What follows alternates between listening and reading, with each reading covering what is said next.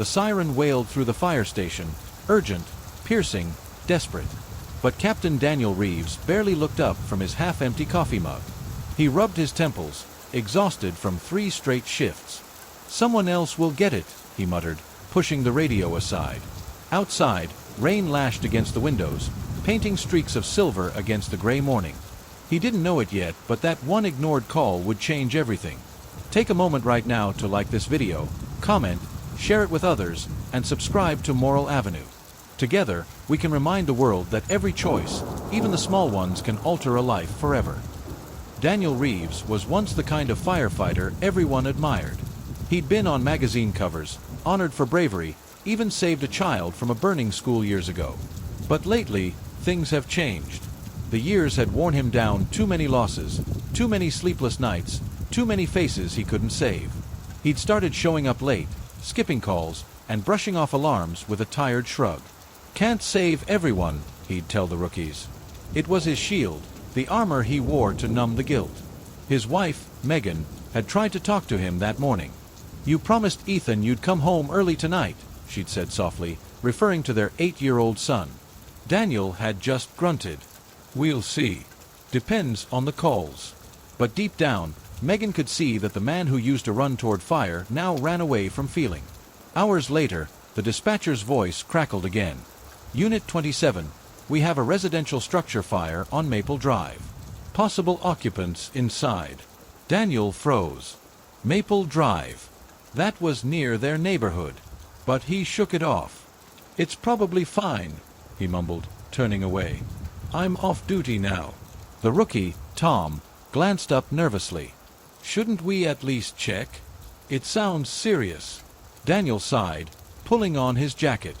"Let the other crew handle it. We've done enough for one night." So he left, driving home through the downpour, radio turned off, sirens echoing faintly behind him. He told himself it was someone else's problem, someone else's tragedy. But as he neared his street, the air grew thick, orange light flickering in the distance. A rising column of smoke clawed into the sky. Daniel's hands trembled on the steering wheel as he turned the corner, and his world stopped. It was his house. Flames devoured the porch. The curtains melted in the heat. Firefighters swarmed around the lawn, his own team shouting commands through the chaos. And in the distance, he heard someone scream. "There's a child inside." Daniel's knees buckled. "Ethan!" He ran forward, shoving past the crowd. "That's my son!" he roared, but 2 men held him back. "Cap, you can't go in, it's collapsing." But Daniel didn't care. He tore free, sprinted into the inferno, smoke clawing his lungs, eyes burning. Every second felt like punishment for the choice he made just hours ago.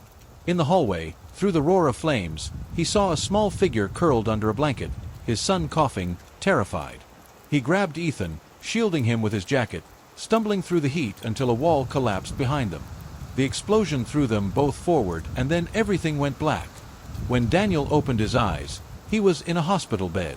Tubes, beeping monitors, burn marks on his arms. Megan sat beside him, holding Ethan's hand. Her eyes were red from crying. The doctor told him what happened. The call had come in 30 minutes before he arrived. If he'd responded when it first came through, the damage could have been stopped before the fire spread. The rookie, Tom, had gone anyway, risking his life when Daniel refused.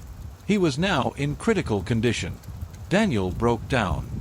For the first time in years, he felt the weight of every life he'd ignored, every alarm he'd silenced. And this time, it wasn't someone else's tragedy. It was his own. Weeks later, Daniel stood before his crew, bandaged, humbled, silent. He looked at Tom's empty chair and took a deep breath. "I forgot what this job meant," he said quietly. "We don't run into fires because it's easy. We do it because someone's life might depend on us, even when it's inconvenient, even when we're tired." He turned to the team. "I'll never ignore another call again." Outside the window, the sun was rising over the station light, breaking through the smoke-stained glass. Megan and Ethan waited in the parking lot, waving softly. Daniel smiled, but his eyes carried something deeper now, the look of a man who'd lost everything and somehow been given a second chance. As he walked toward them, the radio buzzed again. Unit 27, we've got another call downtown. Daniel froze.